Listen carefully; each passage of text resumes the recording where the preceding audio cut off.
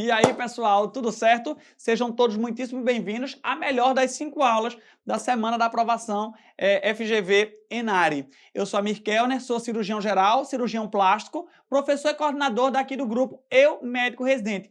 E a partir de agora, eu vou discutir contigo os 20 temas mais importantes, estatisticamente falando, que a gente acredita aí que vão cair na prova da FGV Enare. Sem sombra de dúvida, está todo mundo muito angustiado com o que aqui vem pela frente, mas deixa eu te dizer, nós pegamos todas as questões dos concursos da FGV, fizemos ali uma grande coletânea, estudamos a prova e vamos trazer certamente os assuntos que vão estar presentes na tua prova. Então, atenção e foco total, que a gente vai começar agora a nossa aula.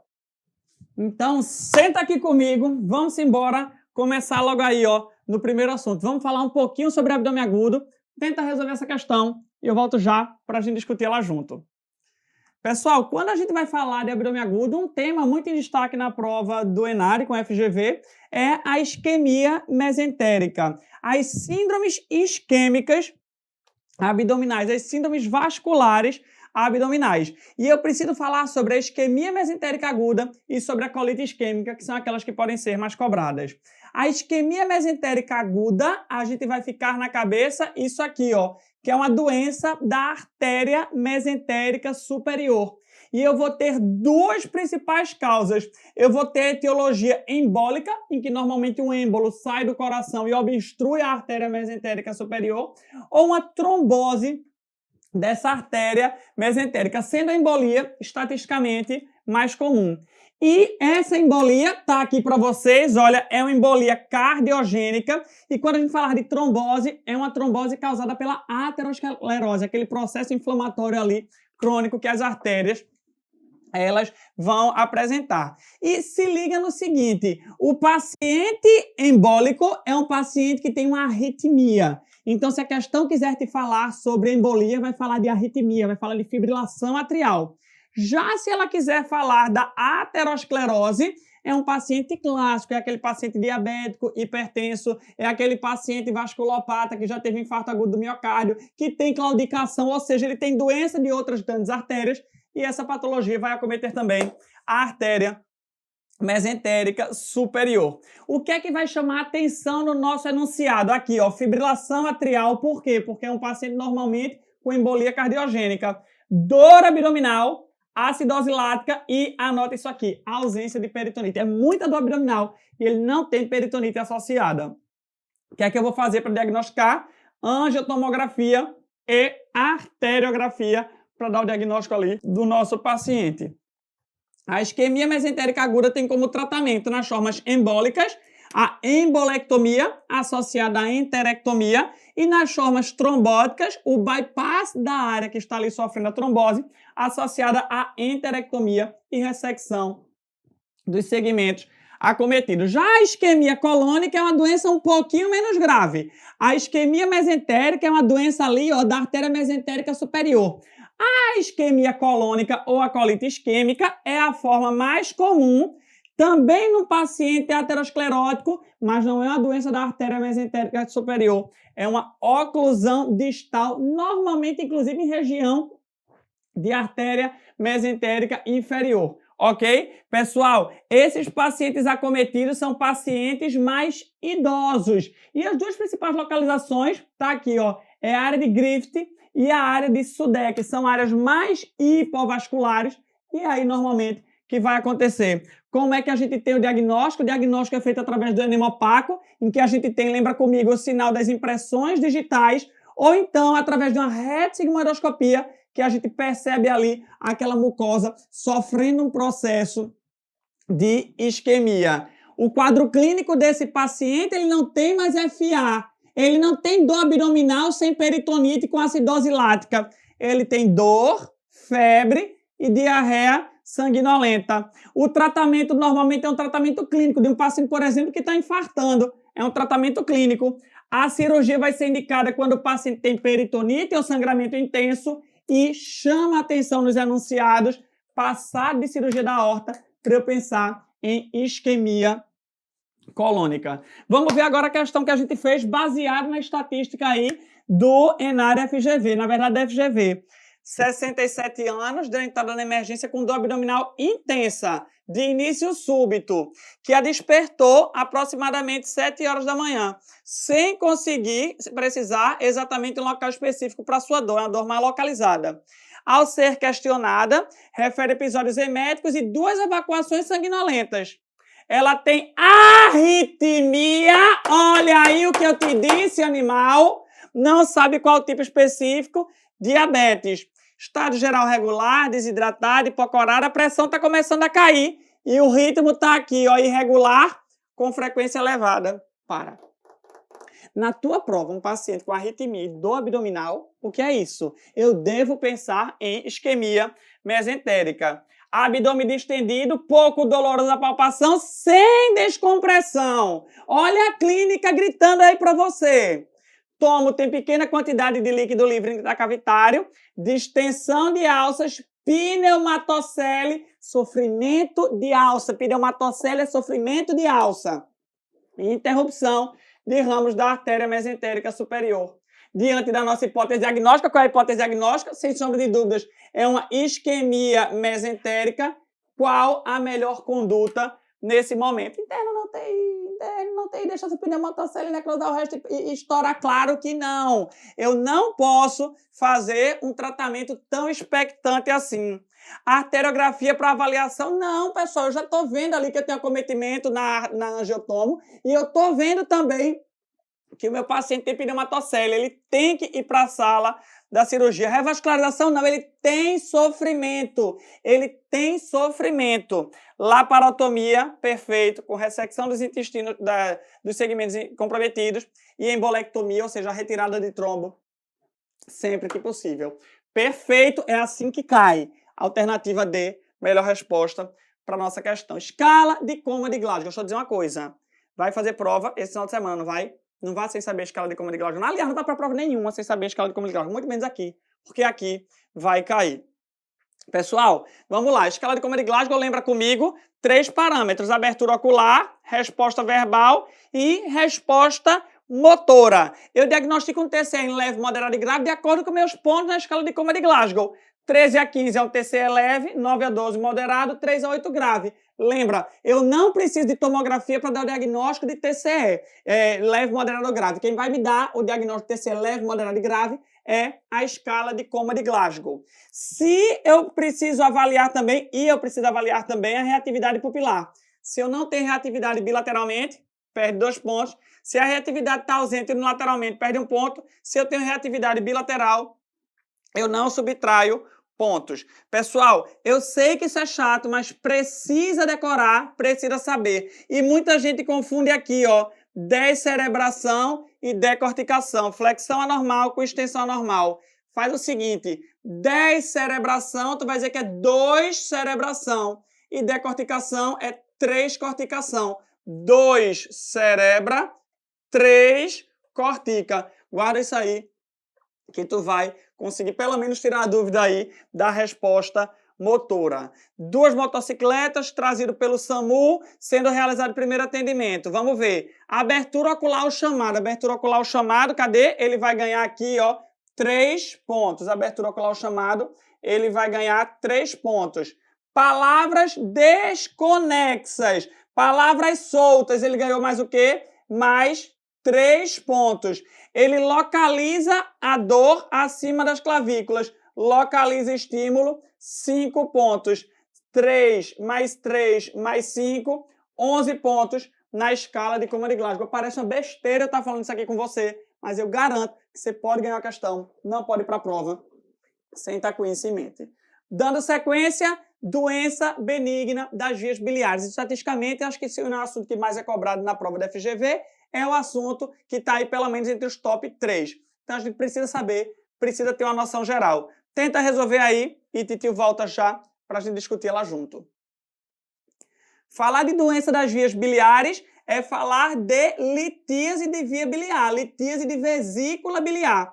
Os principais fatores de risco para o desenvolvimento da colelitíase, lembra, são aqueles 4 Fs. F de forte, F de female, F de family e F de fatty. Ou seja, é a mulher, a partir da 4ª década de vida, depois dos 30 anos de idade, mais cheinha, com muitos filhos. O quadro clínico de um paciente com colelitíase normalmente é assintomático. A maioria absoluta dos pacientes com colelitíase, cerca de 80%, são completamente assintomáticos. Porém, os 20% que apresentam sintomas, eles vão ter uma dor em hipocôndrio direito, normalmente aguda, que dura até 6 horas.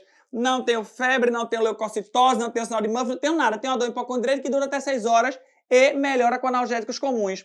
O diagnóstico é feito através do ultrassom de abdômen. Porém, esse cálculo que está ali tentando obstruir, ele pode de fato fazer um quadro obstrutivo e fazer a colecistite. É a inflamação da vesícula biliar causada pela impactação do cálculo no ducto cístico, no infundíbulo da vesícula biliar. A clínica agora é diferente.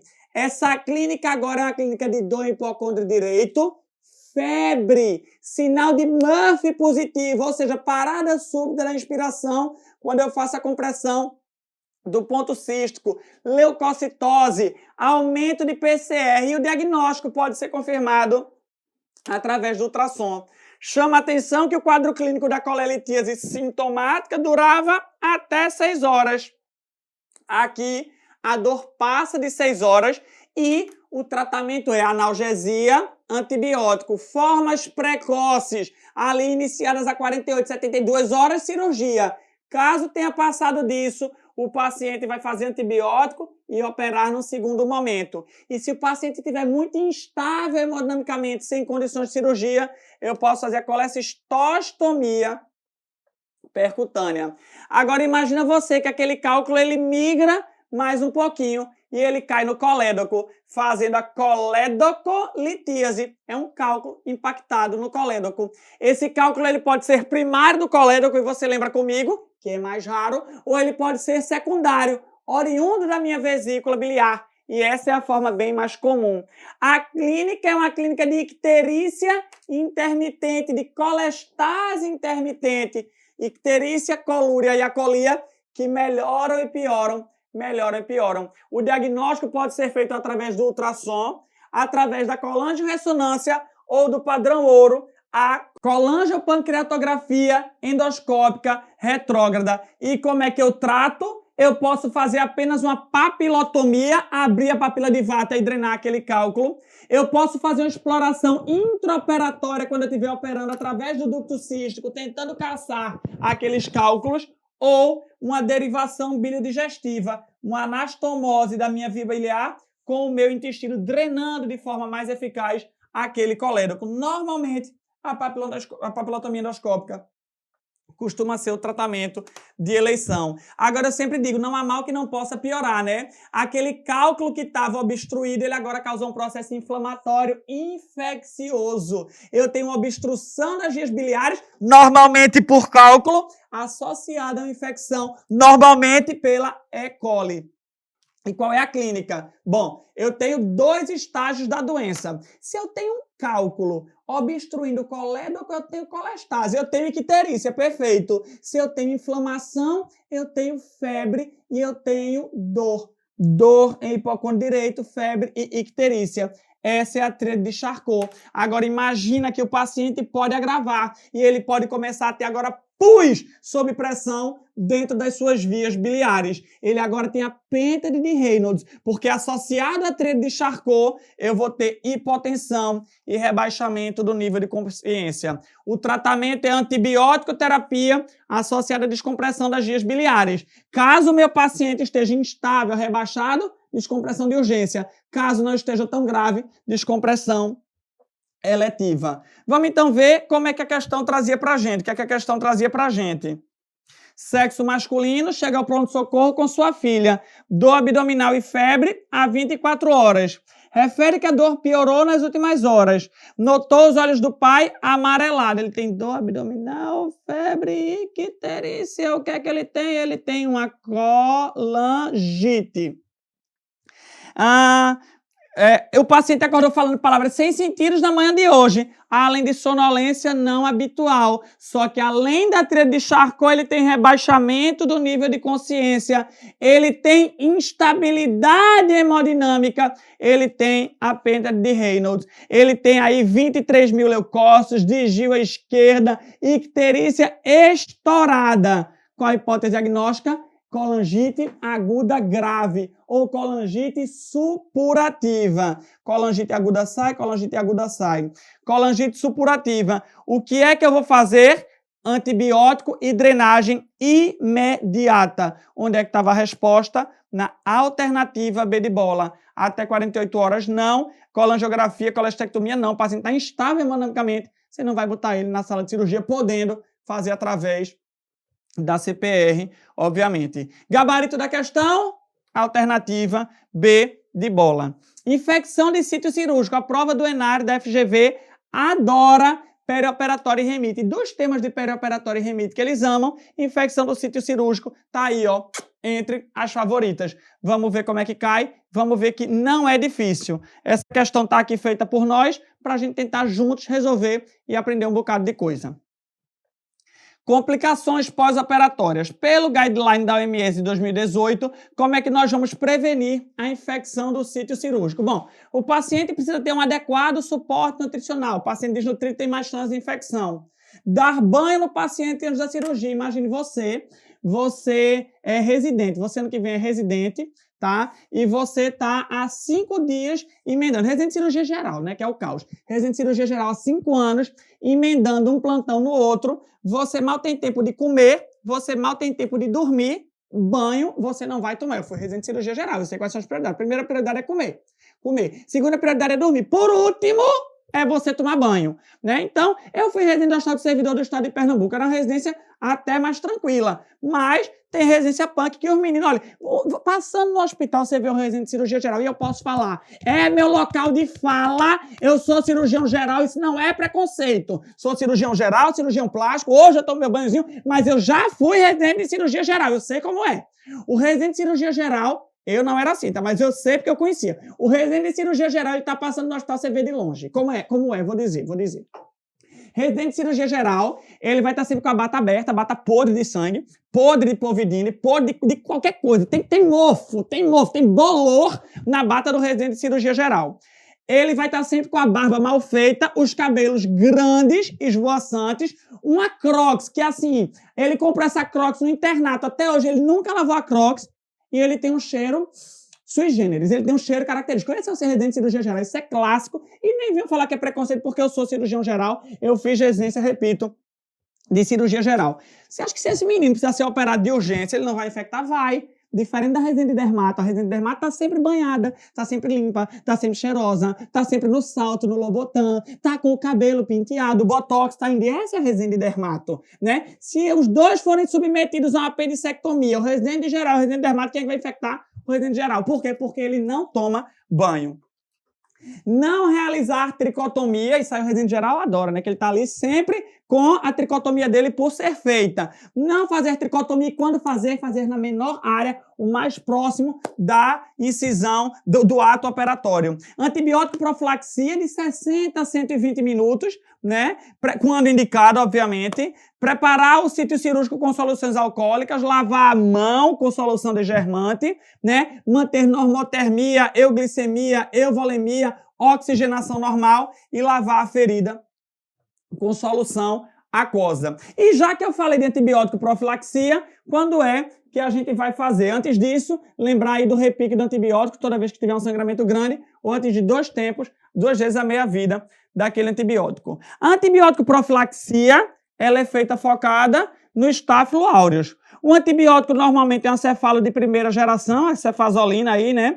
E atenção para microbiota. Se vai operar uma cirurgia colônica, tem que pensar em cobrir a flora colônica. E eu vou fazer, repito, de 60 a 120 minutos antes da incisão. A cada tempo de meia-vida, a cada sangramento importante, fazer o repique ali daquele antibiótico. E quando é que eu vou fazer isso? Bom, uma cirurgia limpa, uma cirurgia grau 1, não penetra nenhum trato corporal. Eu não faço antibiótico profilaxia, exceto quando eu coloco o corpo estranho por exemplo, uma prótese de silicone, ou quando a infecção é catastrófica, exemplo, neurocirurgia, exemplo, cirurgia cardíaca.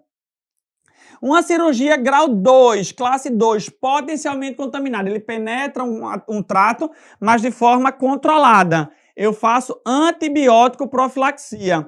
Exemplo, o paciente vai fazer uma gastrectomia, penetra um trato de forma controlada. Antibiótico profilaxia. Exceção, colelápia. Apesar de eu penetrar a via biliar de forma controlada, eu não preciso fazer antibiótico profilaxia. Cirurgia classe 3, cirurgia contaminada. Penetra um trato com inflamação ou extravasamento, antibiótico profilaxia.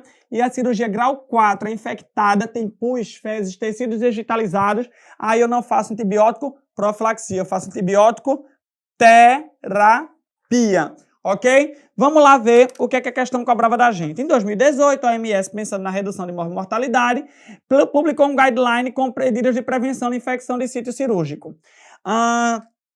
Ele pergunta qual das abaixo não está de acordo com essas estratégias. Realizar tricotomia de rotina, de preferência com aparelho eletrônico, não utilizar lâmina. De rotina, não. De fato, quando fizer, faz com aparelho eletrônico, evita a lâmina, mas eu não faço tricotomia de rotina. Preparo do sítio cirúrgico com soluções alcoólicas, lavar as mãos com solução degermante, controle da glicemia, perfeito, e antibiótico profilaxia, quando indicado, perfeito. Gabarito da questão, alternativa A. É exatamente assim que a gente espera encontrar na nossa prova que está por vir. Síndromes diarreicas. Das síndromes diarreicas, vamos falar da doença inflamatória intestinal. Tenta resolver essa questão e eu volto já para a gente discutir ela junto. Falou de doença inflamatória intestinal, pensou em retocolite, pensou em doença de Crohn. A retocolite é uma patologia que acomete da boca, que acomete a região coloretal. A doença de Crohn acomete da boca ao ânus. A retocolite faz um acometimento ascendente e contínuo, enquanto a doença de Crohn tem um acometimento intercalado. A principal topografia, você deve lembrar da retocolite, é na região do reto e do sigmoide, enquanto a doença de Crohn tem como principal topografia o ilho terminal. A doença de Crohn, eu digo que é uma doença transmural, ela comete mucosa, submucosa, muscular e serosa. E você vai lembrar comigo que a retocolite é uma doença restrita à mucosa, no máximo à submucosa. Macroscopicamente, na retocolite, eu tenho a presença de pseudopólipos, pólipos inflamatórios, enquanto na doença de Crohn eu tenho o aspecto de pedras em calçamento. E microscopicamente, o que eu espero encontrar na retocolite é a criptite, agregados linfocitários inespecíficos. Já na doença de Crohn, eu espero o granuloma não caseoso. Você vai dizer Crohn não caseoso. É patognomônico da doença de Crohn. Macroscopicamente, eu também posso contar as úlceras aftoides na doença de Crohn. O diagnóstico é um diagnóstico feito através de várias etapas, de vários critérios laboratoriais, sorológicos, clínicos, macroscópicos, microscópicos, através de endoscopia, através de colono, e 20% dos pacientes ficam sem conclusão. Eu não consigo dizer se é Crohn, eu não consigo dizer se é retocolite. E no laboratório, o que é que eu espero? Eu espero o ASCA e eu espero o ANCA. ASCA, sim Crohn. Se é sim Crohn, ele é característico da doença de Crohn. ANCA, não Crohn. Se é não Crohn, é característico da retocolite ulcerativa. E eu vou dizer, o mais importante é quando eu solicito os dois aos pares para aumentar a acurácia do meu método. ASCA positivo, ANCA negativo, isso deve ser Crohn. ASCA negativo, ANCA positivo, isso deve ser retocolite. E como é que eu vou tratar? O tratamento é baseado em dois pilares: indução de remissão e manutenção de remissão. Eu quero deixar o meu paciente sem inflamação e manter o meu paciente assim, tirar o paciente da fase aguda e mantê-lo em remissão. Para isso, eu posso usar os derivados do 5-ASA para formas leves, tanto de Crohn quanto de retocolite. Já em casos graves, a gente lança mão de corticoide, azatioprina, metotrexate e as drogas biológicas, aí o anti-TNF-alfa. Anti-TNF-alfa, guarda aí, ó, para formas fistulizantes e acometimento perianal. Forma fistulizante e acometimento perianal, é característico de anti-TNF-alfa. As doenças inflamatórias são um grupo de doenças crônicas e autoimune que causam inflamação no TGI. As mais comuns são Crohn e retocolite ulcerativa, cada uma com características específicas. 15% dos pacientes, 20%, 10%, eu não consigo dizer se é Crohn ou se é retocolite. Sobre essas características, o que é que corresponde à retocolite ulcerativa? Pode acometer qualquer segmento do TGI? Não, não pode. Ela acomete reto e cólons. Uma de suas complicações mais temidas é o aparecimento de fístula. Não, quem faz fístula é doença de Crohn. Doença de Crohn faz fístula, a retocolite, como é restrita à mucosa, ela não faz fístula. São comuns as doenças perianais. Doença perianal, lembra comigo, é acometimento de doença de Crohn. Doença perianal e fístula é acometimento de doença de Crohn. Pode haver acometimento esofágico na retocolite? Jamais. Acometimento esofágico pode acontecer na doença de Crohn, que é acomete da boca até o ânus. É caracterizada por episódios recorrentes de inflamação limitada à camada mucosa do cólon. Envolve o reto e pode se estender de forma proximal e contínua para envolver outras partes dos cólons. Olha aí, ó, que questão linda, definindo aí, né, as características da retocolite ulcerativa. Pessoal, drogas anestésicas, eles amam anestesiologia. Pense um assunto que é muito cobrado. Eles vão cobrar várias classificações, eles vão cobrar Malampate, eles vão cobrar Cormac, eles vão cobrar Lemon, eles vão cobrar muita coisa. Outra coisa que eles vão cobrar são algumas drogas anestésicas. Era o que essa questão que a gente fez aqui cobrou e é o que outras questões já cobraram também na prova da FGV. Então eu fiz um quadrinho aqui para vocês. Vamos tentar decorar algumas características, tá? Que vão ser importantes para a gente, principalmente sobre essas três drogas. O Propofol, meus amigos, para indução anestésica é a droga de escolha. Por quê? Porque ele tem um início de ação rápido e um tempo de meia-vida curta. Ou seja, eu comecei o Propofol, o paciente não conseguiu entubar, não conseguiu ventilar, daqui a pouco, rapidamente, ele vai ser ali completamente absorvido, completamente metabolizado e o paciente vai acordar. Ele faz broncodilatação, agora cuidado, ó, tem chance de hipotensão e depressão respiratória. Qual é o grande efeito colateral? Quando ele está entrando, o leitinho do Michael Jackson, quando ele está entrando, ali o paciente sente arder no local, mas isso aí é super tolerado.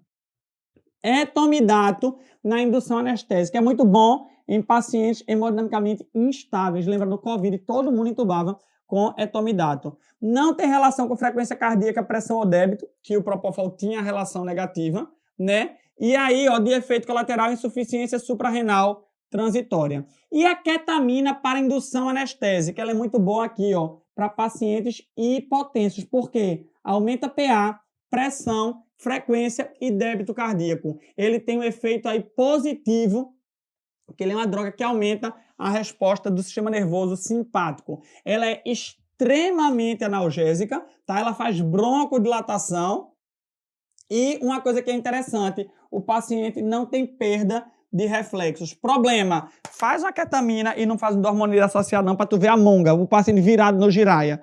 E o paciente pode fazer também hipersalivação. Então essas são características aí de cada uma dessas drogas. Fazendo um resumão, porque isso já foi assunto outras vezes nas provas da FGV. Vamos aqui então, a paciente de 60 anos de idade será submetida a colestectomia videolaparoscópica por colecistite aguda. Tem história pregressa de infarto agudo do miocárdio com colocação de stent. Ele tem uma fração de ejeção de 32. A pressão está ok, a frequência está ok.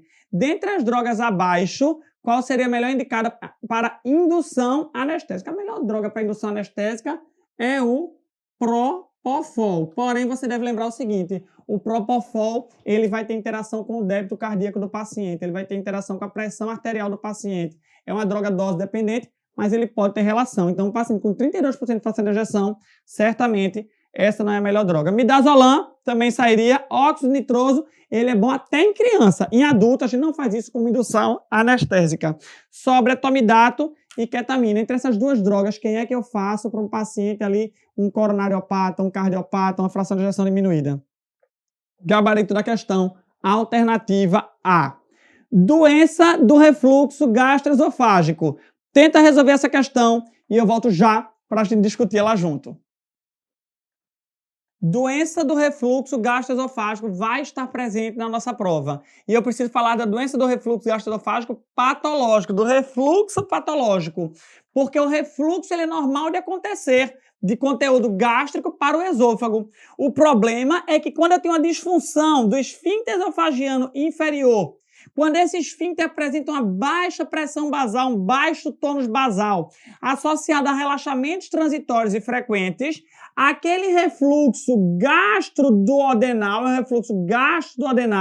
a região esofágica, ele torna-se mais frequente e aí ele causa a doença do refluxo gastroesofágico. Outro fator contribuinte é a hérnia de hiato. Um paciente que ele tem uma hérnia de hiato, ele pode ter uma piora ali da sua doença do refluxo, principalmente a hérnia de hiato tipo 1, a hérnia de deslizamento, em que a junção esôfago-gástrica ela encontra-se na região torácica. Esses pacientes têm mais chance de desenvolver doença do refluxo. O paciente com doença do refluxo ele pode ter sintomas típicos e sintomas atípicos, e você vai agora lembrar aí comigo. Os sintomas típicos são queimação retroesternal e regurgitação amarga, enquanto os sintomas atípicos, em sua maioria, são sintomas extraesofágicos, são sintomas normalmente respiratórios, como dor torácica, rouquidão, tosse, broncoespasmo,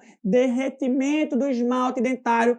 Todos esses são sintomas extraesofagianos, são sintomas atípicos da doença do refluxo. Agora, sintoma atípico, repete aqui comigo, queimação e regurgitação. Pessoal, vamos lá. Quando é que a gente vai fazer o tratamento cirúrgico do nosso paciente? Porque o tratamento é um tratamento clínico, é um tratamento associado, baseado no uso de inibidor de bomba de prótons. Eu vou fazer inibidor de bomba de prótons e eu vou tentar manter o meu paciente na menor dose possível para deixá-lo assintomático. Normalmente, 4 a 8 semanas de tratamento. Entretanto, alguns pacientes não vão ser grandes respondedores ao IBP, ou por opção pessoal querem se submeter à cirurgia, ou são pacientes refratários com controle insatisfatório. Esses pacientes vão ser submetidos ao tratamento cirúrgico. Pessoal, pacientes também com complicação, com neoplasia, úlcera, estenose, também devem ser submetidos à cirurgia. A cirurgia é a fundoplicatura, ou seja, eu vou dar uma volta do fundo do estômago ao redor do esôfago, é a fundoplicatura total ou fundoplicatura a Nissen, ou então fundoplicaturas parciais, em que eu envolvo de forma parcial o fundo do estômago ali ao meu esôfago, confeccionando uma válvula e tratando a doença do refluxo. Mulher, 45 anos, vem à consulta ambulatorial com história de queimação retroesternal, com piora nas últimas semanas. Refere que fazia chá caseiro para controle dos sintomas, porém, eles não vêm fazendo mais efeito. Tem também episódio de regurgitação. Parou, raciocinou. Ela tem queimação e regurgitação. O que é que minha senhora tem? Doença do refluxo gastroesofágico. E ele vai dizer, não tem nada de gravidade, nada de alerta. Não tem disfagia, dor torácica ou náusea. Qual é a melhor conduta para minha paciente? Qual é o tratamento inicial padrão que eu te disse? Inibidor de bomba de prótons por 4 a 8 semanas. Gabarito da questão, alternativa D. Endoscopia não precisa, não tem sinal de alarme. Mudança de estilo de vida, apenas isso? Não. Eu preciso fazer IBP. Terapia com antiácido por 2 a 8 semanas? Não. E solicitar esofagograma baritado? Também não. De fato, melhor resposta para a questão. Alternativa D de dado. Falando agora sobre urologia.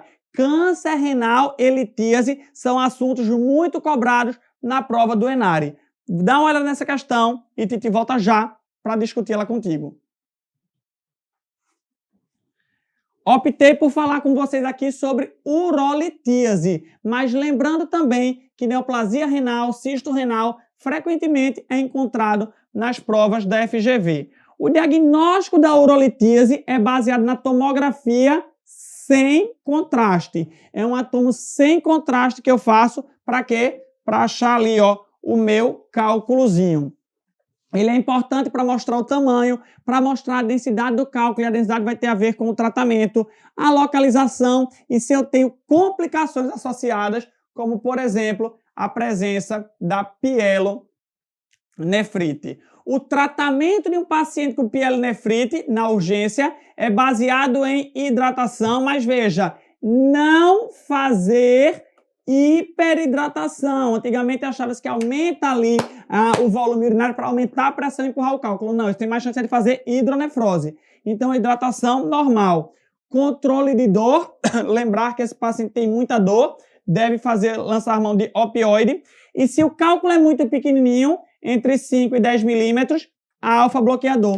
O alfa-bloqueador relaxa a musculatura lisa do ureter e permite uma expulsão mais fácil daquele cálculo. E quando é que a gente vai intervir? A gente vai intervir ali na urgência quando o meu paciente tiver uma obstrução grave, quando ele tiver uma insuficiência renal, quando ele tiver uma pielonefrite. Nesse momento, eu preciso fazer uma rápida intervenção, ou com um duplo J, ou com uma nefrostomia percutânea. Eu preciso, na verdade, desobstruir aquela via urinária do meu paciente. Como é a nefrostomia percutânea? Está aqui o rim do meu paciente, eu faço através da pele uma punção e deixo aquele paciente ali com a urina, com o rim drenado. Ou então com um catéter duplo J, eu coloco aqui um catéter que liga a bexiga até a loja renal e eu bypasso a obstrução, tratando a hidronefrose. E o tratamento cirúrgico, como é que ele se dá?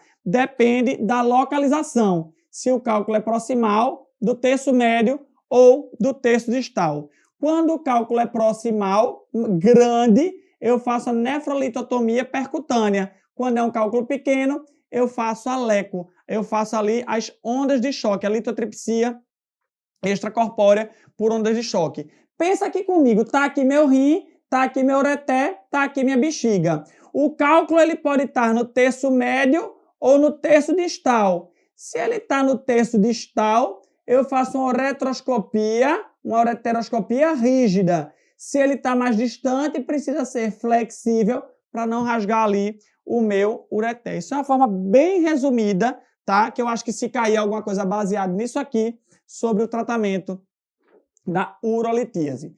35 anos, eutrófico, dor intensa na região de flanco e dorso esquerdo, com início a 2 horas, associado a náusea. Não tem episódios anteriores, não tem febre e não tem vômito.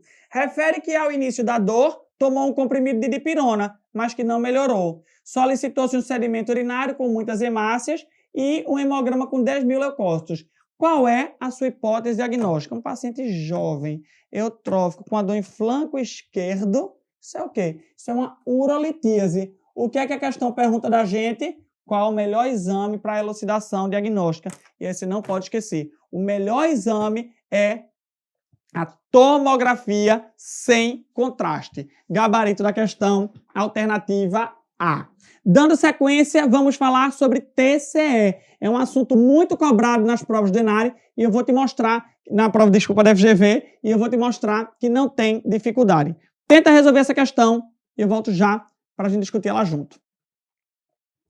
Quando a gente fala de traumatismo crânioencefálico, é importante eu saber, não só porque vai estar na prova, mas por causa disso também, 50% das mortes no contexto do trauma acontecem por TCE.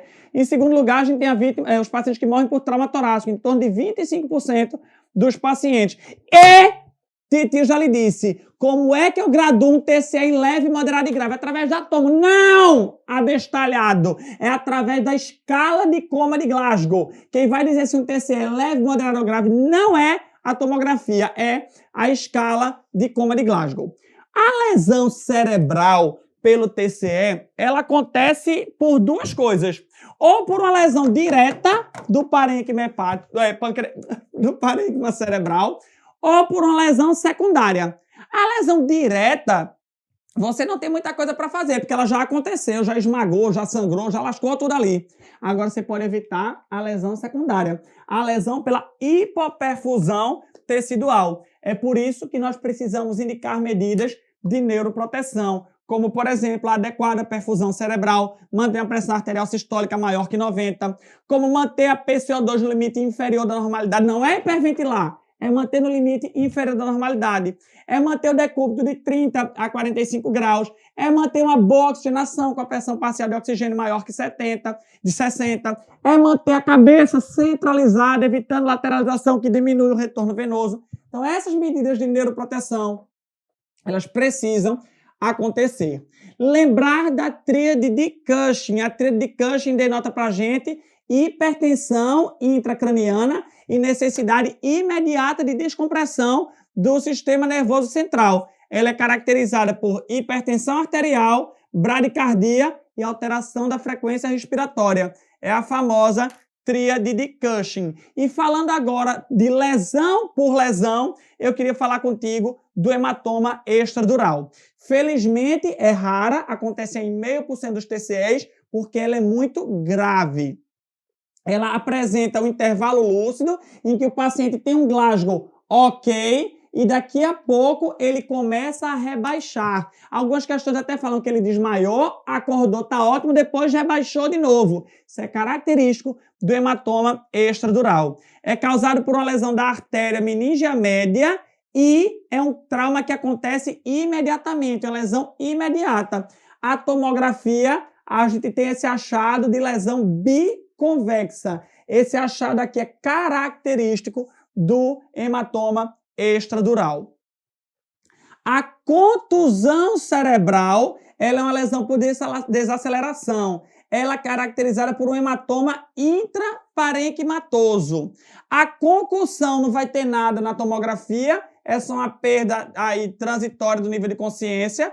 E a lesão axonal difusa é grave, é uma lesão anatômica, a lesão dos prolongamentos axonais e que tem um coma maior que 6 horas. Mostrando aqui ó, o extradural, o subdural, caracterizado por lesões das veias em ponte, e aqui o hematoma intraparenquimatoso, a contusão cerebral.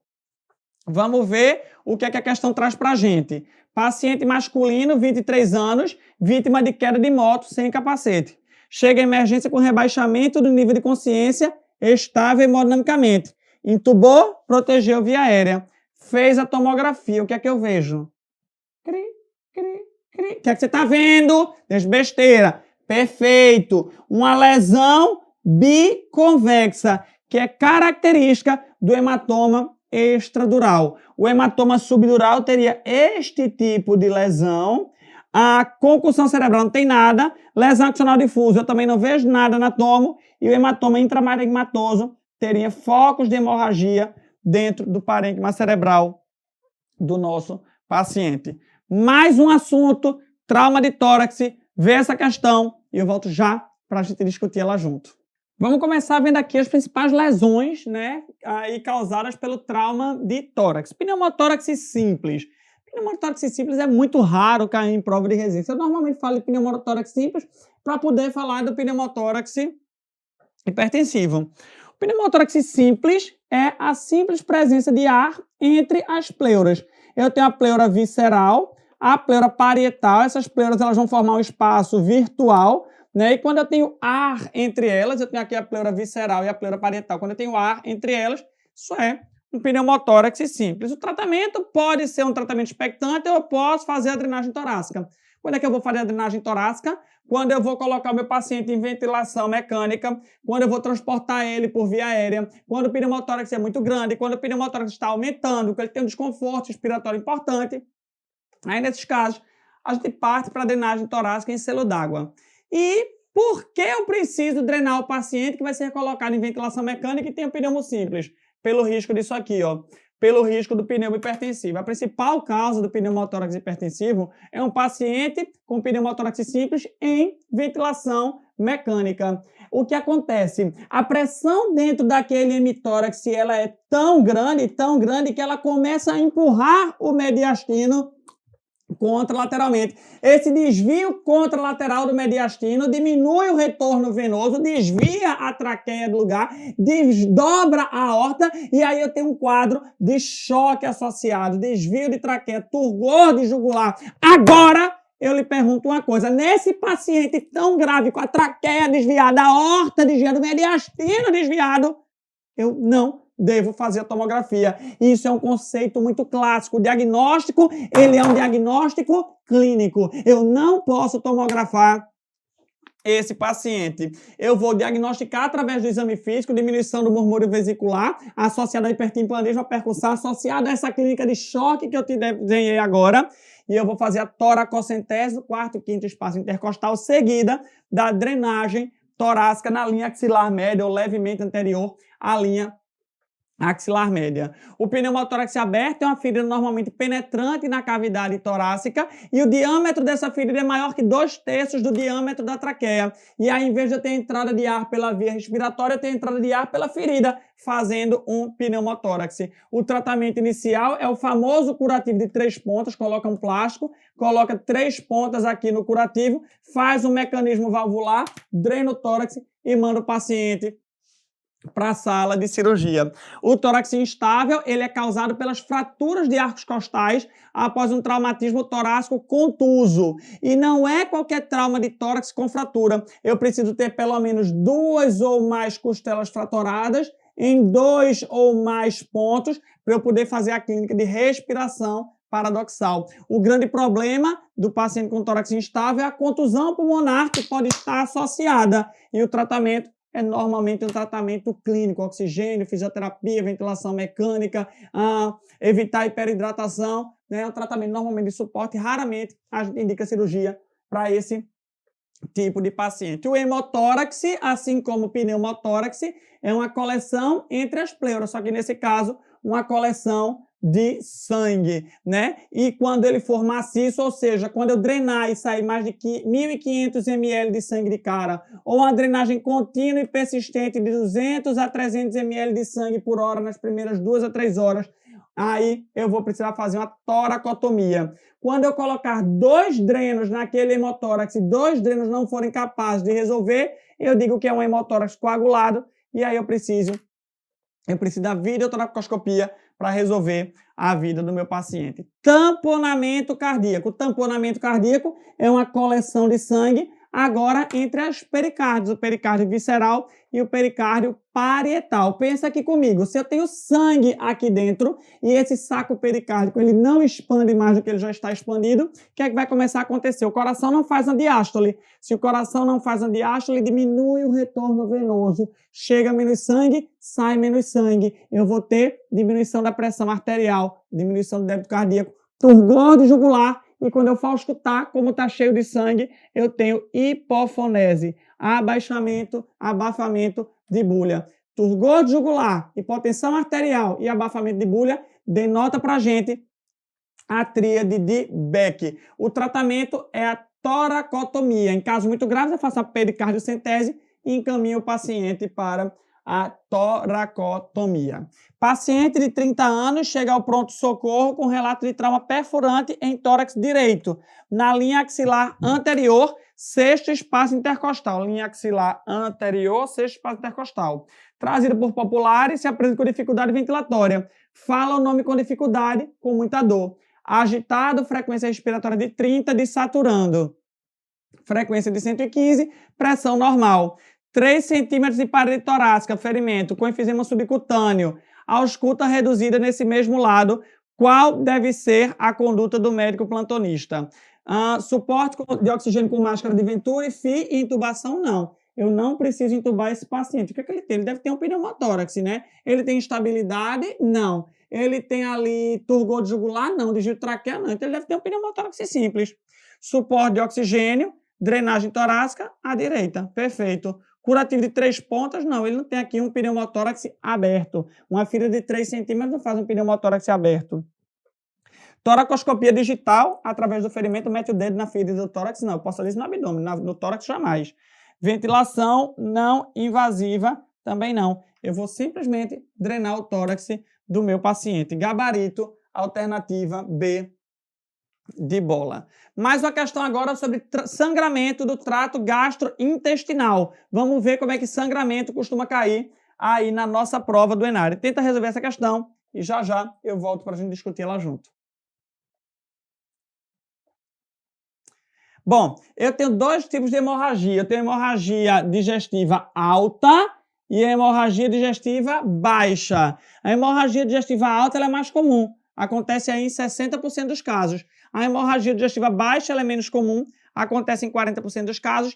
E o limite anatômico que diferencia um HD-A de um HD-B é o ligamento de Treitz, é o ângulo de Treitz. O sangramento que acontece antes é HD-A, o sangramento que acontece depois é HDB. E normalmente, não obrigatoriamente, normalmente a HDA se exterioriza com hematema e isomelena e normalmente, não obrigatoriamente, a HDB se exterioriza com enterorragia ou hematoquesia. Primeira patologia, a úlcera péptica. Principais causas de hemorragia digestiva, lembra aqui comigo, úvula, úlcera, varizes e laceração. Úlcera, varizes e laceração. A úlcera péptica é a principal causa de sangramento do trato gastrointestinal. Normalmente é a úlcera duodenal, não é a úlcera gástrica, é a úlcera duodenal, e ela tem o sangramento por causa da artéria gastroduodenal. E a úlcera do duodeno que sangra é a úlcera da parede posterior do duodeno, porque a úlcera da parede anterior do duodeno, lembra comigo, é a úlcera que perfura. E eu preciso lembrar da classificação de Forrest, que pode estar presente na nossa prova, que ela tem o intuito ali de mostrar a chance de ressangramento por uma úlcera. Uma úlcera pode ser tipo A ou um B, 2A, 2B, 2C, ou úlcera tipo 3. Um A é um sangramento arterial, é um sangramento em jato. Um B é um sangramento em babação, é um sangramento venoso. 2A é um paciente que tem ali um vaso visível na base da úlcera. 2B, ele tem hematoma. 2C, ele tem hematina. A úlcera tipo 3 de Forrest é uma úlcera sem sinal recente de sangramento. Laceração de Mallory Weiss. Laceração de Mallory Weiss é você na sua festa ali de calouro, né? Você chegou ali, primeira cachaça provavelmente da sua vida, você bebeu, vomitou e plá, vomitou sangue. Que é isso? Você fez uma laceração da mucosa e da submucosa esofágica na região do esôfago distal e estômago proximal por causa do aumento da pressão causada por vômitos de repetição. Ninguém vai morrer disso aqui. Isso aqui não vai matar ninguém. Isso aqui você vai fazer inibidor de bomba de prótons, hidratar, fazer vitamina B para a cachaça dele e tratar a causa do vômito. É uma hemorragia digestiva alta que acontece no paciente alcoolista com vômitos refratários. Síndrome de Beer-Have, esse aqui mata, tá? Esse aqui mata, esse aqui é o seu primo que foi com você pro seu doutorando, até parecia que era ele que tinha passado em medicina, né? E não foi, foi você, mas ele bebeu mais do que você. Ele bebeu, vomitou, de repente, ai, que dor gigante! Ai, eu tô com enfisema subcutâneo. O que é que aconteceu aqui? Aqui não rompeu mucosa e submucosa não, animal. Aqui rompeu foi o esôfago todo. Esse paciente aqui, se não for tratado rápido, ele vai morrer, que ele tem uma mediastinite, ele tem uma peritonite. É uma perfuração esofágica, né? E a prova pode cobrar aí pra gente a tira de Mackler, causada por vômitos de repetição, dor torácica e enfisema subcutâneo. Esse aqui corra, tá? A Mallory Weiss não, mas aqui corra, porque esse aqui vai morrer. Lesão de lá. Merda é essa? Lesão de lá. É um sangramento arterial, artéria pulsando. É uma lesão arterial de um vaso que está na submucosa e normalmente requer tratamento endoscópico. Isso é um vasinho que está no estômago, na submucosa do estômago, ali sangrando para você. Ectasia vascular antral, estômago em melancia. Quando você vê assim, sinal do bico de pássaro, sinal da chama de vela, sinal da conta do rosário, nunca nada parece com nada, né? Eu acho que esses radiologistas são tudo metido, fuma tudo baseado muito grande e vão inventar e dar diagnóstico. Porque a única coisa que se parece de fato com o nome é ectasia vascular antral, com o estômago em melancia, ou o estômago, a melancia todinha, né? Tu olha, tu vê uma melancia. Isso é a dilatação de vênulas, que normalmente acontece em pacientes cirróticos, em pacientes com esclerodermia. Só que ele não faz um sangramento tão importante. Ele faz anemia ferropriva, um sangramento oculto. Isso aí faz parte do diagnóstico diferencial, mas não acredito que vai estar presente na nossa prova. Mulher, 60 anos, dá entrada no PS com vômitos sanguinolentos. Refere que o sangramento iniciou espontaneamente, sem episódio de tosse ou vômito prévio, ou seja, minha tia não tomou uma cachaçinha e começou a vomitar. Minha tia não tem síndrome de Beer-Have, minha tia não tem Mallory Weiss, porque ela não tem fator predisponente, ela não está vomitando, ela não está ali tomando a cachaça.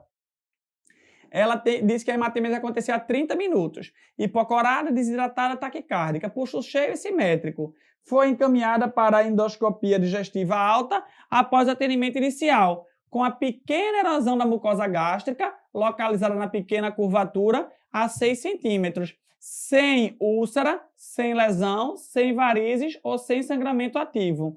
Pela grande perda sanguínea, apesar do achado pobre na endoscopia, foi solicitada permanência para observação de novos episódios. Hipótese diagnóstica mais provável: infecção por H. pylori. Ninguém sangra porque tem H. pylori. O paciente sangra porque tem uma úlcera e essa úlcera sangrou. Ectasia vascular. Cadê o estômago e melancia? O estômago dela está bem normal. Beerhaven não é, Mallory-Weiss não é. O que é isso? É uma lesão de Delafouat que espontaneamente aí resolveu-se, né? O mais comum é que você endoscopia ainda esteja sangrando, mas pela falta dos outros achados, Delafouat é a melhor resposta para a nossa questão.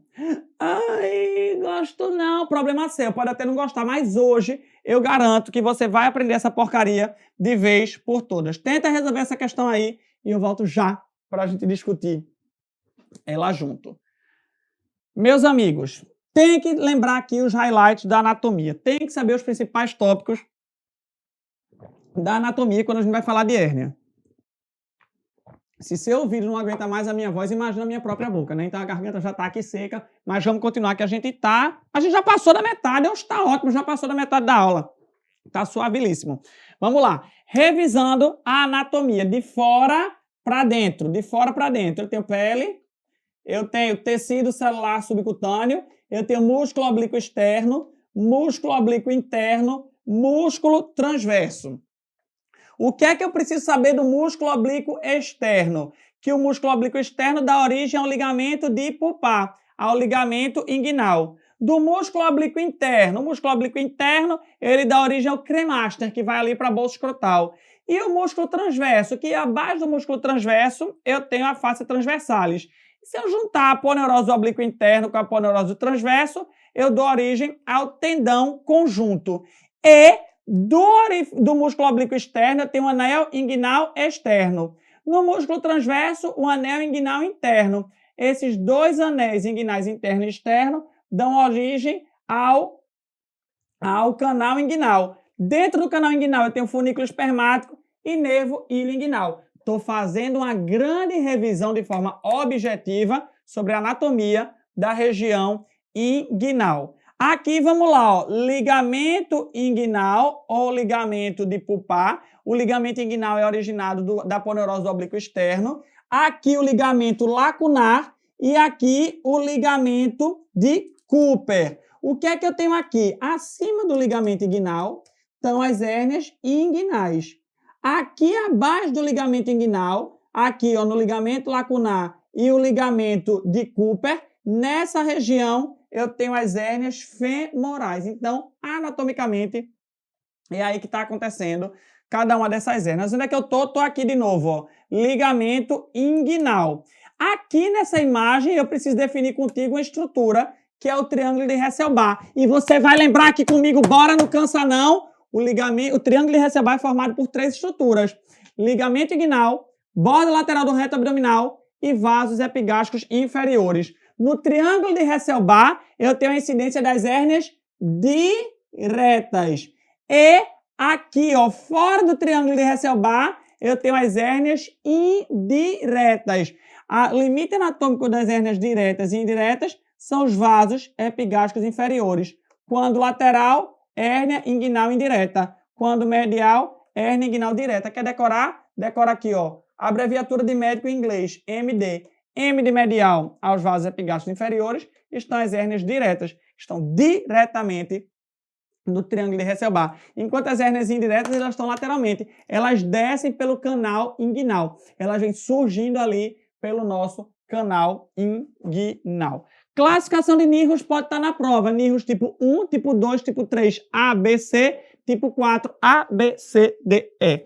A hérnia inguinal tipo 1 é a hérnia inguinal indireta. É a hérnia da infância e a hérnia tipo 1 não tem dilatação no anel inguinal interno. Na hérnia tipo 2, o anel inguinal interno ele dilatou. Ele dilatou pelo menos 2 centímetros é tipo 2. Na hernia inguinal tipo 3 de Nihus, eu tenho destruição da parede posterior. A direta, B indireta, C crural, C femoral. E a hérnia tipo 4 é qualquer hérnia recidivada. A direta, B indireta, C crural femoral. E tipo 4D é a hérnia mista. Ok? Dando sequência, como é que eu vou tratar? Eu opero sempre? Não, meus amigos. Quando redutível, eu opero de forma eletiva. Quando estrangulada com sofrimento vascular, eu opero agora. E quando encarcerada, eu posso tentar a redução e a cirurgia de forma eletiva. Cirurgia, qual é que eu vou fazer? É a cirurgia de Lichtenstein ou a cirurgia de Lichtenstella, em que eu coloco uma tela reconstruindo ali toda a minha região inguinal. Mais recentemente, eu posso fazer os reparos laparoscópicos. TEP e TAP são técnicas laparoscópicas para tratar aí as hérnias da região inguinal. E a prova da FGV adora falar de hérnia femoral. Coloquei um resumão aqui para vocês. A hérnia femoral ela é mais comum no sexo feminino. Mas é a mais comum do sexo feminino? Não. A mais comum é a hérnia inguinal. Porém, as femorais, quando acontecem mais em mulheres do que em homens. Ela acontece no canal femoral, que eu te mostrei que estava ali abaixo do ligamento inguinal. A técnica para tratar é a técnica de McVeigh, que eu chamo também de técnica de McVolta, dada a grande quantidade de recidiva. Por isso, mais recentemente, a gente dá preferência ao uso de tela para fazer o reparo desse tipo de lesão. Sobre as hérnias da região inguinal, as análise alternativa a seguir, V ou F. As hérnias femorais se anunciam pelo canal femoral. Localizada acima do ligamento inguinal? Não. Localizada abaixo do ligamento inguinal.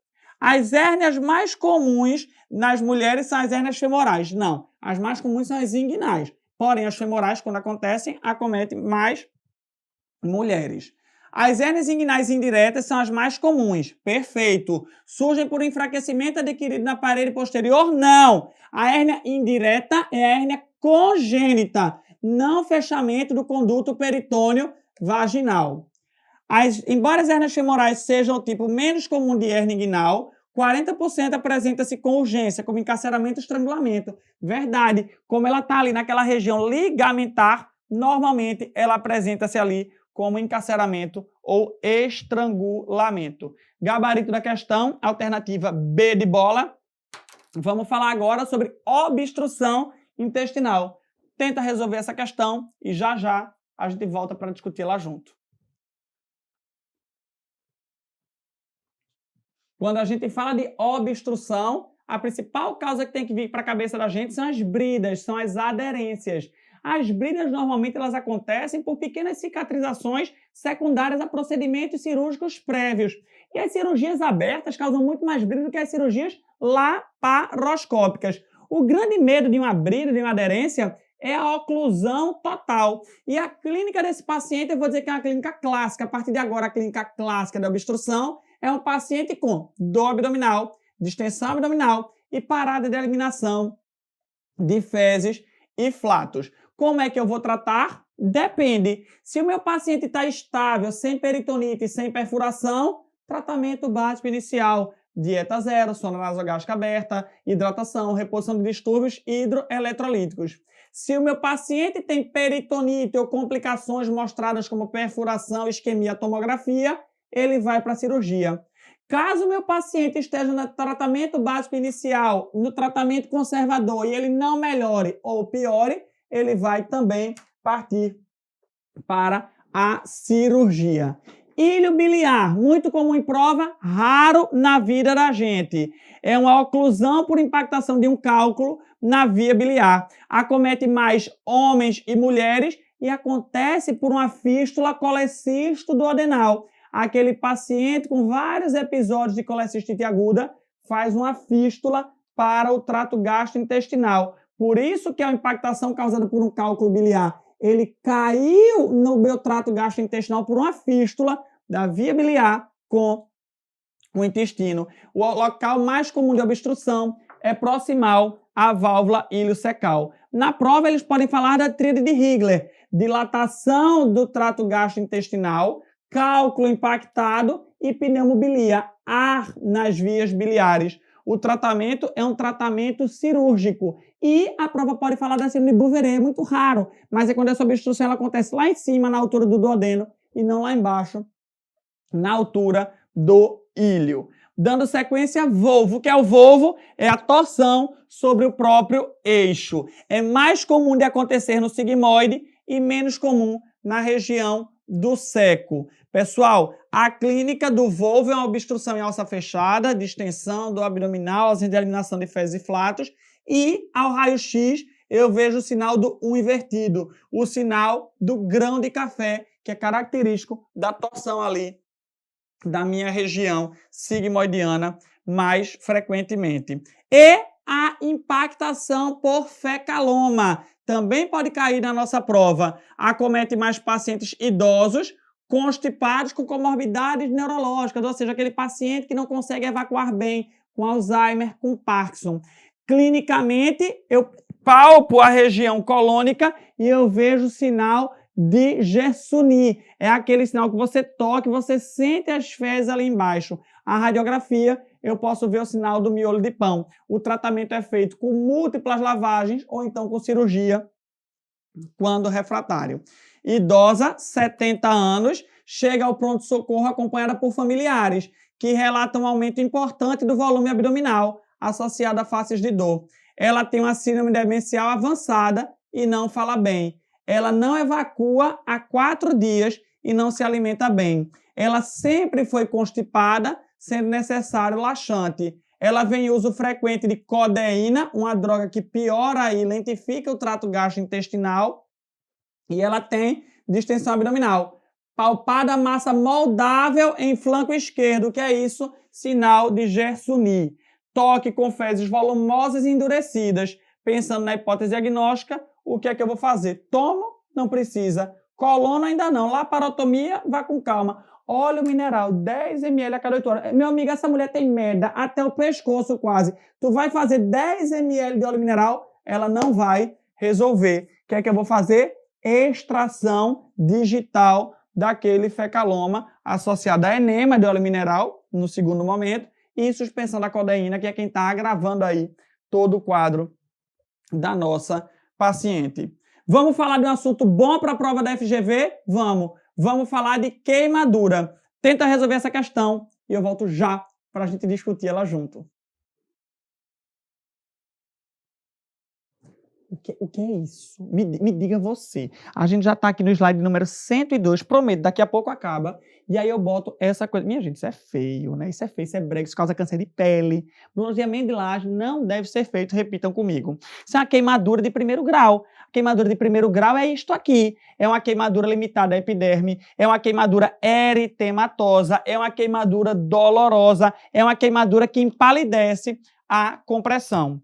A queimadura de segundo grau, ela tem como característica atingir ali a região da derme e ela vai ter a presença de bolhas, né? Olha aqui, olha que bronze horroroso. Olha, minha gente, isso causa câncer, isso mata, né? Isso causa câncer. Isso é uma queimadura classicamente de segundo grau. A queimadura de terceiro grau é a queimadura mais grave de todas. Ela atinge tecido celular subcutâneo, osso, músculo, tendão, né? Ela tem esse aspecto em cera, isso aqui não dói mais, isso aqui não dói porque as terminações nervosas foram completamente queimadas, destruídas, né? Como é que é feito o tratamento? A gente vai tratar como um politraumatizado. A gente vai fazer o ABCDE do nosso paciente. Via aérea, avaliar ali se ele tem lesão de via aérea, escarro carbonáceo, ver se tem hiperemia de orofaringe, hiperemia, queimadura de vibriças nasais. No item B, vamos ventilar. Cuidado sempre com as escaras nesse paciente. Escaras torácicas não permitem a expansibilidade do tórax, principalmente aquelas queimaduras circunferenciais no tórax, né? Na circulação, a reposição volêmica agressiva. Daqui a pouco eu vou te mostrar como é feito. No neurológico, avaliar a possibilidade de confusão mental, intoxicação por monóxido de carbono, necessidade de ventilação mecânica, né? E na exposição, calcular a superfície corporal queimada, que através dela a gente calcula ali o volume a ser reposto para o nosso paciente. O paciente se desespera. Ai, bota a mão na cabeça. Ai, desespera, não vou conseguir. Vai, bota a mão na cabeça, segura, miséria. Segura. 9 vale o membro superior direito. 9 o membro superior esquerdo, 9 a cabeça. 18 o tronco anterior, 18 o tronco posterior, 18 cada membro inferior inteiro do nosso paciente. E como é feita a reposição volêmica? A reposição volêmica é feita com soro Ringer lactato e eu vou multiplicar o peso pela superfície corporal queimada por 2. Isso é a fórmula de Parkland modificada na 10ª edição do ATLS. Queimadura elétrica, aí em vez de 2, eu mantenho a constante original de 4. Desse volume que eu vou achar, 50% nas primeiras 8 horas, 50% nas próximas 16 horas. Lembrando que cada hora que passa, eu diminuo daqui. Se eu começar a correr depois de 2 horas, eu não vou ter mais 8 horas para correr meu volume todo. Eu vou ter 6 horas, se liga nisso aí. E avaliar sempre a diurese e a necessidade de incremento ali para a expansão volêmica do nosso paciente. Paciente feminina, 52 anos, é levada ao PS por bombeiros após explosão de panela de pressão. A paciente tem ferimentos graves na face, no pescoço e no tórax anterior. Ela tem edema importante de face, com lesão de 2º e 3º grau em 70% da face. Lesão de 2º grau em tórax e pescoço. Dificuldade de fala. Ela está com o rosto todo queimado, está com dificuldade de fala. Ela vai obstruir. Intube essa paciente, porque você não vai conseguir garantir a via aérea dela daqui a pouco. Frequência de 30, desaturando, frequência cardíaca de 100, pressão 100 por 60. Qual a primeira conduta? Lembrar sempre. A, B, C, D, E. Ela precisa de uma via aérea definitiva? Ela precisa. Ela tem aí uma dificuldade respiratória e ela tem 70% do rosto queimado. A primeira coisa para essa nossa paciente é o item A, do A, B, C, D, E. Ela precisa de uma intubação. Suporte com oxigênio e máscara não, ela vai demaciar mais ainda e ela vai acabar fechando a via aérea. Expansão agressiva não, vai ser daqui a pouco, né? Antibiótico profilático, nem faça antibiótico profilático venoso e ventilação mecânica não invasiva. Como é a ventilação mecânica não invasiva? Alguém sabe ventilação mecânica não invasiva? Isso não existe, né? Então, de fato, aí, item E, intubação orotraqueal.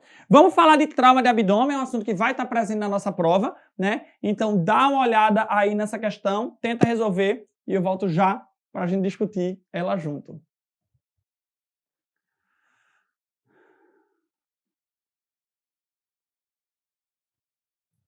Mecanismo de trauma. Quando eu falo de trauma de abdômen, eu posso ter um trauma penetrante ou um trauma contuso.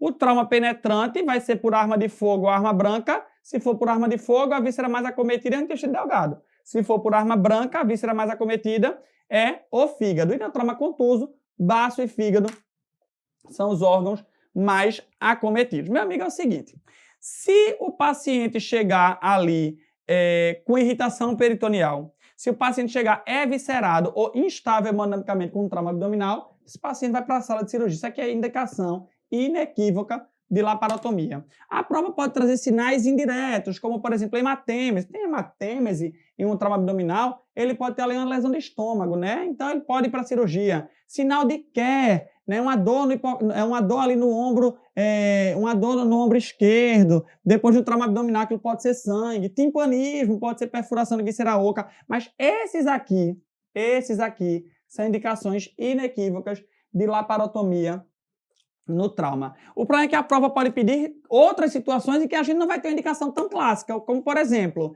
lesão por arma de fogo. Lesão por arma de fogo é cirurgia quase sempre. Agora, pensa comigo, uma lesão por arma branca, que o paciente ele não tem evisceração e estabilidade peritonite. Você garante que ele não teve uma lesão? Não posso garantir. Então, veja, uma lesão por arma branca na região anterior ou lateral, sem evisceração, peritonite e instabilidade, o que é que a gente faz? Lembra aqui comigo? Perfeito, exploração digital. Lesão por arma branca na região de dorso ou flanco, o que é que eu faço? Tomo com triplo contraste. No trauma fechado, um paciente estável e nível de consciência ok, o exame físico vai dizer opere ou não opere esse paciente. A bronca está quando o paciente é não confiável, quando o paciente tem um rebaixamento do nível de consciência, quando o paciente está alcoolizado. Aí, esse paciente, ele vai para a tomografia, lavado peritoneal diagnóstico ou EFEST, sendo a tomografia o melhor dos exames que a gente pode solicitar. Lavado peritoneal diagnóstico eu vou pular. Isso aqui ninguém solicita mais. Você precisa saber que existe, mas a prova da FGV não vai solicitar. EFEST pode solicitar. O EFEST é o ultrassom que ele avalia o espaço espleno hepático renal, ele avalia o espaço subdiafragmático esquerdo, ele avalia a pelve, o pericárdio e porque ele é estendido. Ele avalia também as cavidades torácicas. E o que é que eu vou procurar aqui? Líquido livre.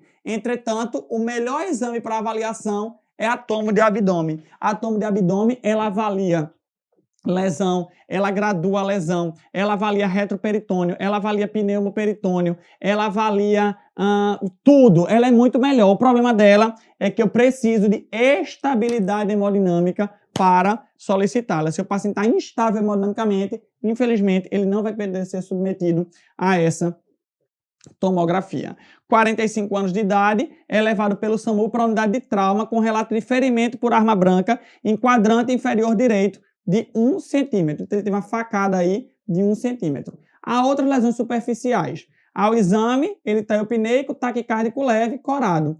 Pressão ok, frequência ok. Sem irritação peritoneal. Após a exploração, é identificada a penetração na cavidade abdominal. E aí, ele já vai para a laparotomia? Não. Nesse caso aqui, mesmo ele tendo violado a cavidade peritoneal, se ele não tem ali instabilidade, peritonite e nada, eu posso tomografar. A questão é capciosa, tá? Mas nesse caso aqui, eu posso tomografar para confirmar ou afastar uma lesão ali. Ok? Dando sequência, neoplasia bucal. Tenta resolver essa questão e eu volto já para a gente discutir ela junto. Deus sabe por quê cai muito câncer de boca na prova da FGV. Deve ter algum cabeça e pescoço ali dentro. Cai muito câncer de boca, então, coisa horrível, né? Então, em um slide, eu vou resumir tudo o que você precisa saber para gabaritar a questão que vai cair aí no nosso final de semana. Principal tipo histológico, SEC. SEC é responsável por quase 100% dos cânceres de boca, tá? A lesão mais comum é o carcinoma espinocelular. Fatores de risco, tabagismo, etilismo, imunossupressão, e isso é muito clássico, prótese mal ajustada. Você que fica balançando a chapa ali o dia todo aqui, ó, balançando a chapa na sua boca, você tem fator de risco para câncer de boca. Clínica é uma lesão ulcerada que não cicatriza em até 15 dias. Se você tem uma lesão ulcerada que não cicatriza em 15 dias, vai para a biópsia. Vamos lá, aqui a questão. Em relação às principais neoplasias da cavidade oral, assinale a alternativa correta. Tem associação com Epstein-Barr? Nem tanto. Não tem tanta associação com Epstein-Barr. O sítio mais comum é o lábio superior? Não. O sítio mais comum normalmente é a língua. Cerca de 45% das neoplasias são carcinoma de células escamosas? Não. Quase 100%. O tabagismo não é fator de risco? Falso. Onde é que está o gabarito? Má higiene bucal e próteses ajustadas são fatores de risco. Gabarito da questão, alternativa C. Vamos para mais um tópico, tenta resolver essa questão e eu volto já para a gente discutir ela junto. Aneurismas.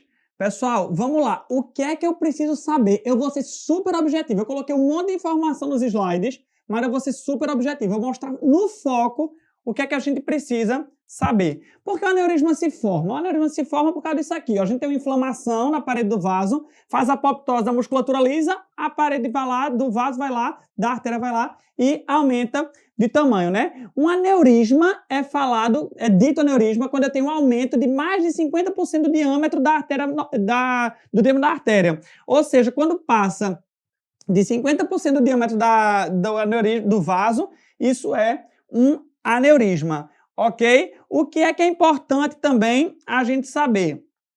É mais comum no sexo masculino, certo? A aorta abdominal é o local que a gente mais vai encontrar e quando é visceral, a gente vai pensar na artéria esplênica, certo? Fatores de risco, tabagismo e sexo masculino. E super importante aqui, ó, diabetes é fator protetor. A clínica, a maioria é assintomático. Quando sintomático, eu vou ter uma massa abdominal pulsátil. O diagnóstico é feito com ultrassom, eco, angiotomo ou angiorressonância e normalmente é acidental, você faz para outra coisa, quando você vê, está lá o aneurisma. O tratamento é indicado com o tamanho e os sintomas e ele pode ser medicamentoso ou pode ser cirúrgico, sempre lembrando que a gente precisa interromper o tabagismo. Medicamentoso, o paciente tem ali um aneurisma, o que é que eu vou fazer? Controle da pressão, estatina,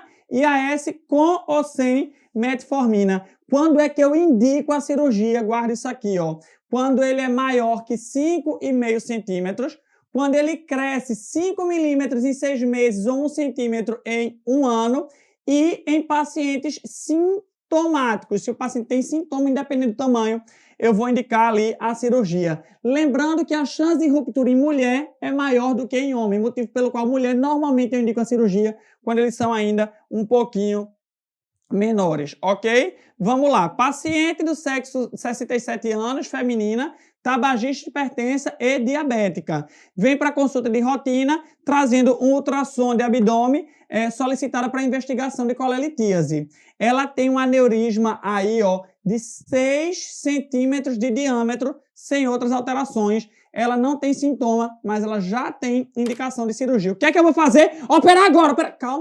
Calma. Estude melhor seu aneurisma antes de indicar a cirurgia. Acompanhar não cabe. Solicitar avaliação hemodinâmica, não. Cirurgia de urgência, não. Cirurgia eletiva após parecer cardiológica, até vai ser, mas calma. Antes disso, vamos fazer uma angiotomo para a gente ver ali se de fato o tamanho dele é maior do que 6 centímetros, porque muitas vezes o ultrassom ele pode hiperestimar o tamanho aí desse aneurisma. Então, parte para angiotomo antes de partir para a cirurgia. Câncer de estômago. Tenta resolver essa questão e eu volto já para a gente discutir ela junto. Quando a gente fala de câncer de estômago, essa classificação a gente tem que lembrar, essa classificação tem que estar na cabeça da gente. Eu tenho o subtipo intestinal e o subtipo difuso do adenocarcinoma. Eu vou falar de adenocarcinoma, eu vou falar de giste, eu vou falar de linfoma, mas agora eu quero falar contigo do adenocarcinoma. Então, lembrar do subtipo intestinal e do subtipo difuso. Subtipo intestinal é um tumor bem diferenciado, ele é mais comum, ele tem padrão glandular microscopia, ele tem melhor prognóstico e atinge pacientes mais idosos. Ao contrário, o subtipo difuso, ele é indiferenciado à microscopia, tem formação em anel de Sinete, ele tem pior prognóstico e acomete pacientes mais jovens. Isso aqui é o mínimo que você tem que saber de adenocarcinoma gástrico. Lembrar da classificação de Borman, uma classificação macroscópica, endoscópica. Subtipo 1 é o tumor polipoide. Subtipo 2 é o tumor ulcerado com bordes elevados. Subtipo 3 é o tumor úlcero infiltrativo. Subtipo 4 é o tumor infiltrativo difuso, que eu também chamo de linite plástica, ok? Eu chamo de linite plástica. Câncer gástrico precoce. Isso é a definição da Sociedade Japonesa de Câncer Gástrico e diz que o câncer gástrico precoce é aquele tumor que atinge a mucosa e a submucosa, independente do status linfonodal. Por que é importante? Porque um subgrupo dos pacientes com câncer gástrico precoce podem ser abordados através da endoscopia. Pacientes com tumores menores que 2 centímetros, que atingem até a mucosa, sem disseminação linfática, não ulcerados e bem diferenciados. Esses pacientes podem ser tratados através da endoscopia, em vez da gastrectomia com linfadenectomia, que é o tratamento padrão clássico. Estadiamento, exame físico. Ultrassom endoscópico, lembra, melhor exame para o estadiamento T, estadiamento N, tomografia para avaliação de metástase à distância e videolaparoscopia para avaliação de implantes peritoneais. A cirurgia que a gente vai fazer é uma gastrectomia total ou subtotal associada à linfadenectomia. Quando é que eu faço a total? Quando é que eu faço a subtotal? A subtotal. Quando o tumor ele é proximal ou indiferenciado, só cabe a total. Quando ele é distal e bem diferenciado, eu posso fazer a gastrectomia subtotal, associado sempre à linfadenectomia. Giste, importante saber para a prova da FGV. O principal sítio é o estômago. Ele acomete pacientes a partir da sétima década de vida, ou seja, a partir dos 60 anos de idade. Ele não é um tumor que está na mucosa, pelo contrário, ele está na camada muscular, é um tumor das células de Carral, que são um marca-passo do trato gastrointestinal. Eu vou dosar o C-Kit ou CD117 e quando esses marcadores forem negativos, eu doso o DOG1. A biópsia endoscópica não costuma funcionar, porque, como eu disse, ele é um tumor profundo, eu preciso ali de uma biópsia guiada por ultrassom endoscópico. O estadiamento se dá através do número de mitoses e do tamanho. Ele faz metástase peritoneal e hepática, não faz metástase linfonodal, motivo pelo qual eu não faço linfadenectomia no seu tratamento. Para o tratamento, eu faço gastrectomias pequenas, gastrectomias em cunha, e para tumores metastáticos ou de alto grau, eu faço o Glivec, o mesalato de imatinib, que é o inibidor tirosina quinase. Linfoma gástrico. Quando eu falo de linfoma gástrico, o que me importa é este aqui, ó. É o linfoma Malte. É o tumor relacionado ao H. pylori, cujo tratamento é erradicar a bactéria. Veja, eu estou matando um câncer quando eu faço a erradicação de uma bactéria. Vamos lá ver a questão. Sobre o linfoma Malte, o que é que está incorreto? O estômago é o sítio mais comum de acometimento. Sim, pessoal. O principal sítio de linfoma são os vasos linfáticos. Quando extranodal, o principal sítio de acometimento é o estômago. Pacientes podem se apresentar com sintomas de doença do refluxo ou desconforto. Anorexia, perda de peso ou sangramento. Sim, pode. O desenvolvimento do linfoma é frequentemente devido à expansão clonal de células B, que acompanha a gastrite crônica na presença do H. pylori. Perfeito. A terapia direcionada à infecção do H. pylori resulta na regressão para a maioria das lesões iniciais, tornando-se aí o tratamento de escolha. O tratamento padrão é gastrectomia com linfadenectomia? Não.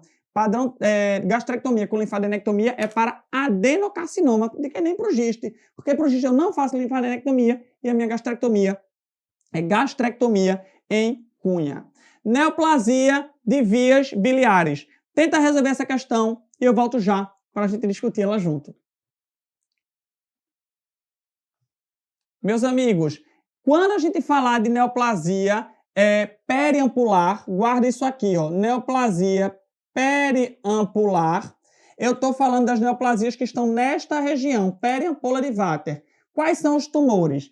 É o tumor de cabeça de pâncreas, é o colangiocarcinoma distal, o tumor do colédoco distal, é o tumor de segunda porção de duodeno e é também o tumor da papila de Vater. O que é que esses tumores têm em comum? A vesícula ou a síndrome de Courvoisier-Terrier, o sinal de Courvoisier-Terrier. É uma vesícula palpável e indolor. Eu palpo a vesícula, mas ela não dói, porque aquele crescimento foi lento por obstrução da região periampular. Colangiocarcinoma é um adenocarcinoma, tem como fator de risco idade avançada, colangite esclerosante primária, cistos biliares, hepatite B, hepatite C e a litíase intrahepática.